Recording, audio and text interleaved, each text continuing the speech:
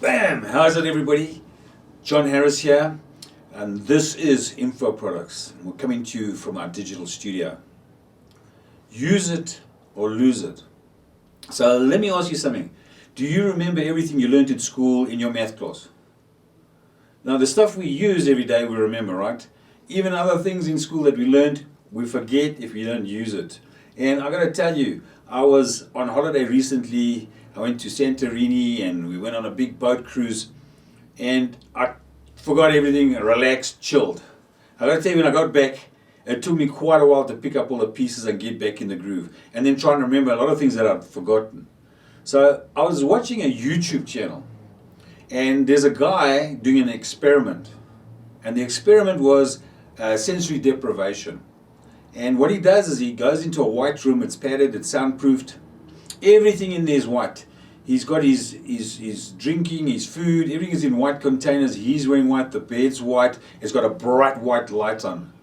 So he's got total deprivation. Says it's the same thing all the time. And his objective is to stay there 3 days and record it. And they warn people that, look, even after a couple of days or a day, people start to lose it. And when I say lose it, they start to become a bit moggy.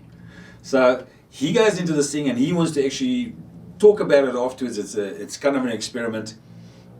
And he's in there and they close him in and he goes in and he's trying to keep track of time and track it and in his own mind and keep things relevant and talk about things and do mind exercises to keep in focus. And it doesn't take long because he doesn't have that biological clock. And your mind needs light and dark. It picks it up even if you don't know it. And what happens is he starts to come out of sync with time. He thinks he's further down the track than the actual time that's passed. And by the second day, I want to tell you, he's getting disorientated. There's things he's done and he thinks that he's still got to do it, and he's not sure whether he's dreaming or he's in real life. His sleeping cycle goes out. I think it was something like 35 hours, 25 hours on or something, and 10 hours awake, 25 hours sleeping, 10 hours awake. So his whole sensory perception and his mental process, it gets messed up within 2 days. By the third day, he's kind of starting to go into depression because he thinks time's up. And of course, it's still got a whole long time to go. So by the time he gets out of there, he says an interesting thing. And this is what I found really interesting. Look, he did start losing it because he wasn't using things in a normal sense of it. So it totally went out of his head in a short period of time. But he said he was so happy to get outside, and they measured all his biometrics and things. But the thing that he found is that although he was experiencing things and he was thinking about them, the experience was of no value until he got out and shared it with somebody else. So it was, that experience wasn't a real experience for him until he could communicate what he had experienced to other people. Then it had a two-way connection, and it was that interaction that made it a fully complete experience.